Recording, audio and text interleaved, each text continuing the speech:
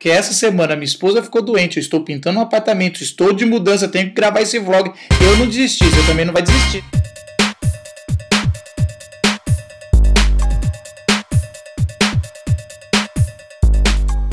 O capítulo 5 mostra Jesus atravessando o mar depois daquele sono gostoso que ele tira no barco e chega no lugar onde tem 10 cidades não judaicas. Naquele lugar tinha um endemoniado conhecido em todos os lugares. Já tinham tentado prendê-lo, mas não conseguiam, porque quando colocavam uma corda nele, ele arrebentava até correntes. Ele vivia nos cemitérios, isolado da sociedade. Era um cara descontrolado. Nunca tinha se visto um endemoniado como aquele. A situação tá tensa. Aquele homem endemoniado corre em direção a Jesus, todos se assustam. Mas os demônios reconhecem que Jesus é filho de Deus. Jesus, num ato de autoridade, pergunta o nome. Eles falam legião. Legião era uma tropa com 6.000 soldados. Era muito demônio. Eles pedem para ir para uma manada de porcos. Jesus fala, vai logo. Aqueles demônios entram em 2.000 porcos. Era uma super manada. E já mostra que aquele lugar não era um lugar de judeu, porque judeu não podia criar porcos. Aquele lugar era um lugar mais afastado. Aqueles porcos não resistem ao exército de demônios. E os próprios porcos endoidecidos correm e pulam num despinhadeiro e se afogam no mar. Se 2.000 porcos não resistiram àqueles demônios, como um homem resistiu tanto tempo? O inimigo veio para roubar, matar e destruir. Aqueles criadores de porcos correm para contar o que aconteceu e quando o povo da cidade vê aquele homem que era endemoniado, descontrolado, sentado aos pés de Jesus, aprendendo em pleno juízo, e eles ficam maravilhados. Como é que pode ter um homem que transforma as pessoas desse jeito? Eles perguntaram como essa maravilha aconteceu. Os criadores de porcos contaram direitinho o que tinha acontecido. E o povo viu o prejuízo que deu a perda de 2.000 porcos para aquelas cidades e não conseguiam mais ver a restauração daquele homem. Obrigaram a Jesus a sair daquela cidade. Jesus volta para o barco, está indo embora e aquele homem corre, que era endemoniado. E que nem a gente não sabe nem o nome, mas aquele homem corre para Jesus. Deixa eu ir com você, mestre. O Senhor me libertou. Quero ser igual a um dos seus discípulos. Jesus costumava mandar ficar quieto e não falar quem ele era, porque ainda não tinha chegado a hora dele. Mas naquele caso Jesus fala, você vai ser um dos meus discípulos. Essa cidade está tão distante do evangelho que você vai voltar em cada lugar e na sua casa e contar o que eu fiz. E o final da história mostra que um dos endemoniados mais temíveis virou o primeiro missionário entre os gentios. E onde ele ia e contava a sua história, o povo ficava maravilhado. Jesus entra no barco e volta para aquela multidão. Quando ele chega do outro lado da margem, existe um dos líderes da sinagoga, como se fosse um pastor, chefe aí de alguma denominação, chega na praia, todo vestido engomado, ajoelha e implora para Jesus, dizendo, Jesus, vai até minha casa, coloca a mão sobre a minha filha porque ela está morrendo. Jesus fala, eu vou com você, Jairo. E aquela multidão começa a apertar Jesus e Jesus tinha um alvo, ir curar a filha de Jairo. No meio do caminho, uma mulher que havia há 12 anos com fluxo de sangue. O que é fluxo de sangue? Uma mulher que não para de escorrer o sangue do nariz e fica... Como é que eu vou dizer isso? Fluxo de sangue é uma menstruação contínua, ok? Pronto, falei. Aquela mulher tinha gastado tudo com os médicos e não tinha mais esperança. E para a gente entender melhor, o sangue para aquela cultura e para a religião judaica representa algo muito forte. A gente precisa entender isso. O sangue pode purificar, por isso que quando mata um cordeiro, purifica dos pecados, e o sangue pode transformar em imundo. Uma mulher com fluxo de sangue, ou no seu período uma vez por mês, ela é considerada imunda, o marido não pode tocá-la. Essa mulher há 12 anos não tinha recebido um abraço, não tinha recebido um carinho e não podia ficar na cidade nem no meio do povo. Mas ela entra escondido naquela multidão e toca as vestes de Jesus descostas, como diriam os cariocas. Foi o primeiro milagre que Jesus faz sem querer. Jesus vira e fala, quem me tocou? Os discípulos falam, Jesus, está todo mundo te tocando, você está virando estrelinha? Jesus pergunta sobre quem me tocou porque ele sabe que aquela mulher precisava ainda entender o caráter dele, não só o poder dele. Você sabe o que acontece quando é pego no meio de uma multidão uma pessoa imunda, como aquela mulher estava? Ela iria ser apedrejada. Quando Jesus pede para identificar quem foi que tocou, aquela mulher está pensando, se ele sabe que me curou, Ele também sabe qual é o meu problema. Ele, como um bom judeu, vai mandar me apedrejar, porque essa é a lei de Moisés. Aquela mulher se prostra e fala, fui eu. Jesus olha para ela e fala, tua fé no meu caráter, em quem eu sou, que não vou te apedrejar, te salvou.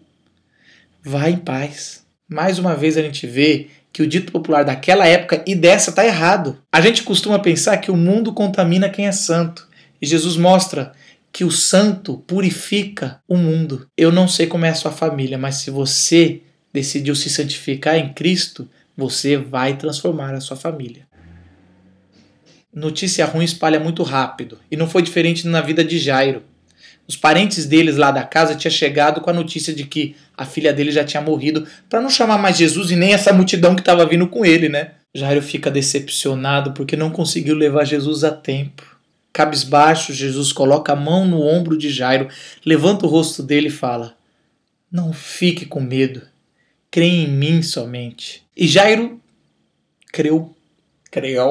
E Jairo acreditou em Jesus e levou Jesus até sua casa, indo contra todos. Quando Jesus chega na casa de Jairo, já vê todos os profissionais fazendo o seu velório para ganhar um dinheiro, alguns que choravam por dinheiro. E Jesus fala, ela não está morta, ela está dormindo. Todos começam a rir de Jesus. Jesus decide entrar naquela casa e levar só os seus discípulos e os pais. Naquele quarto escuro, Jesus, 3 discípulos, os pais e uma menina morta. Jesus vira e fala, menina, levanta. Naquela mesma hora, a menina se levantou e sentou. Os pais ficaram maravilhados e Jesus fala, dá alguma coisa para ela comer. Não é apenas uma cura, agora Jesus está mostrando que ele pode vencer a morte, é o primeiro sinal. Jesus sai da casa de Jairo e decide ir para sua cidade natal, Nazaré, que fica mais ou menos a uns 30 quilômetros de lá. Quando ele chega em Nazaré, procura uma sinagoga e começa a pregar, e todos ficam encantados com a sua mensagem, mas logo começaram a falar, esse aí não é o moleque que andava por aqui, filho de José, de Maria, com os irmãos que eu conheço ali, ó, do canto. Dá até os nomes dos irmãos de Jesus. A história conta que Jesus escandalizou os da sua cidade, porque eles não acreditavam que um profeta ou um homem de Deus poderia ter tido uma infância normal como Jesus teve. A vida que Jesus propõe, ela é totalmente normal nos usos e costumes, mas é totalmente revolucionário no seu espírito. Mas as pessoas querem que seja revolucionário nos usos e costumes e totalmente normatizada em espírito. O ministério de Jesus não parava de crescer, e com isso ele decidiu dividir com os discípulos um pouco da responsabilidade. Separou 2 em 2 e mandou ir nas cidades e vilarejo pregar o evangelho, expulsar demônio e curar pessoas. Mas Jesus manda eles não levarem nada a mais, só a roupa do corpo e a mensagem. Desde aquela época, Jesus está falando que um discípulo de Jesus vai ser reconhecido pela sua vida, pela sua mensagem poderosa, mas não pelas coisas que tem. Ter coisas não significa ser abençoado por Deus. E aqueles discípulos, aonde eles iam, era como se fosse Jesus indo. E lá, eles curaram, libertaram pessoas de demônios e levaram a mensagem transformadora. Voltaram felizes da vida, contando o que tinha acontecido. Aí a Bíblia faz um retrô, é como se parasse no tempo e fala, deixa eu contar o que aconteceu com Herodes e João Batista. O problema de Herodes, ele como rei de Israel, ele deveria seguir a Torá, a lei judaica. Mas ele se apaixonou pela mulher do irmão dele e casou com ela. João Batista não costumava levar desaforo para casa e falou na cara dos dois, vocês estão em pecado, se arrependam. Herodes até levou de boa, mas a mulher dele não. E jurou para si mesmo, um dia eu vou matar esse João Batista. Mais tarde, em uma grande festa que Herodes deu e chamou todos os líderes, a filha da mulher dele, que não era a filha dele, decide dançar e fazer uma exibição semerótica no palácio. E faz uma dança do ventre. Caramba, Herodes ficou tão animado e excitado que prometeu qualquer coisa para aquela menina, até metade do reino dela. Ela corre e pergunta para a mãe o que ela deve pedir. A mãe fala, pede a cabeça de João Batista. Aquela menina pede a cabeça de João Batista numa bandeja. E Herodes não pode voltar atrás da sua palavra, por vergonha, por medo, e manda matar João Batista. Essa retrospectiva que acontece nesse momento só me traz uma lição simples e clara. Homens costumam fazer burrada quando estão excitados. Por isso, qualquer decisão que você for tomar na sua vida, ou de só vou transar depois do casamento, ou vou ser fiel à minha esposa, qual for, tome essa decisão antes de ficar animado com alguém. E quando chegar, você corta logo. Herodes não fez isso e matou um dos maiores profetas que esse mundo já viu. Bom, voltando à história de Jesus, os discípulos voltam animados do que fizeram nas cidades e Jesus entra no barco e fala: vamos aqui, beirando a costa, encontrar um lugar desértico, onde não há nenhuma cidade para a gente ficar tranquilo lá. Só que alguns viram Jesus fazendo isso com os discípulos, espalhou o boato todo. Quando Jesus chega num lugar que não tinha nenhuma casa, nenhuma cidade, a multidão já está esperando ele lá. Os discípulos falam: vamos embora, Jesus ainda está cansado. E Jesus, a palavra fala que Jesus teve compaixão daquela multidão. No final do dia, os discípulos chegam para Jesus e falam: Jesus, tem muita gente aqui, são 5.000 homens. Se for contar com mulheres e crianças, deve ter umas 10, 15 mil pessoas. Não tem nenhuma cidade por perto, eles já estão com fome. Dispensa-os para que eles possam voltar e arranjar alguma coisa do que comer. Jesus vira para aqueles discípulos e fala: vocês vão dar o que comer. Jesus, nem com $1 milhão a gente já dá para comer para todo mundo. A gente não tem dinheiro. Jesus fala: o que vocês têm na mão? Eles falam, juntando algumas coisas, fala assim: a gente tem 5 pães e 2 peixes. Isso aqui não dá nem para o Senhor. Jesus manda aquela multidão sentar em grupos de 50 e 100. Pega o pão, reparte e agradece a Deus, porque Deus nunca deixou faltar nada. Jesus dá o pão e o peixe aos discípulos e os discípulos começam a dividir entre os grupos e os grupos aprendem a dividir entre eles mesmos, 50 e 100, e Deus vai multiplicando enquanto eles vão repartindo o que eles têm. É assim no reino de Deus. Quanto mais generosidade, quanto mais damos, mais recebemos. Melhor é dar do que receber. Toda aquela multidão come à vontade, incluindo os discípulos e Jesus.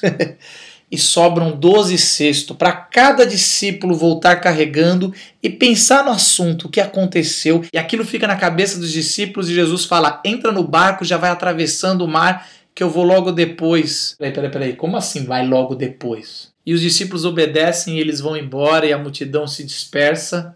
E Jesus sobe no monte para orar, para ficar sozinho por um tempo. Não só a gente vive no mundo agitado, Jesus também vivia no mundo agitado e muitas vezes ele buscava a solitude em Deus. Solidão é quando a gente fica sozinho sem querer estar, é horrível. Solitude é quando a gente busca ficar sozinho para refletir. Deus ainda usa o silêncio e a solitude para falar com seus filhos. Mais uma vez aqueles discípulos foram pegos por um vento e por uma tempestade no meio do mar. Só que dessa vez Jesus não estava dormindo ali do lado.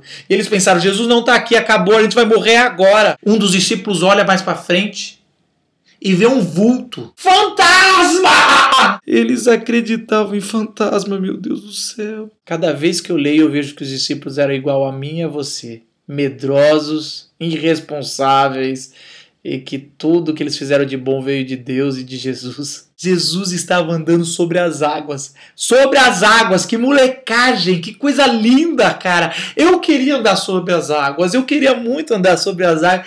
Jesus, o primeiro surfista sem prancha, é lógico. E ele anda em direção ao barco, entra, e quando ele pisa no barco, a tempestade mais uma vez se encerra. Aqueles discípulos ficam atormentados, não só porque viram Jesus andando sobre as águas, porque viu mais uma vez o mar se acalmar, mas também porque eles viram de 10 a 15 mil pessoas serem alimentados com tão pouco. E eles pensaram: se fizermos isso com tão pouco, o que podemos fazer a partir de agora? E o capítulo 6 acaba com os discípulos em ação.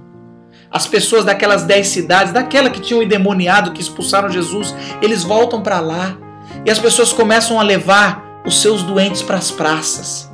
E os discípulos, assim como fizeram de 2 em 2, começam a revolucionar aquelas cidades. O evangelho de Jesus é assim, revoluciona a cidade. E assim a gente chega ao final do capítulo 6. Não esquece de colocar ou no Facebook, no YouTube ou no blog mesmo o que Deus está falando com você. Talvez você é igual um endemoniado, alguém descontrolado precisando de Deus. Ou igual os moradores daquelas 10 cidades, valorizam mais as coisas e dinheiro do que pessoas. Quem sabe igual Jairo, qualquer notícia ruim, você desiste e desanima. Ou aquela mulher que sangrava, que reconhece o poder nos milagres de Deus, mas não reconhece o caráter de Deus. Para mim o que fica?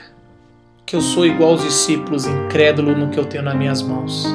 Se pelo menos eu tivesse fé, um pouquinho que seja, de que eu tenho pode transformar, tudo seria tão diferente. Tudo seria tão diferente. Até semana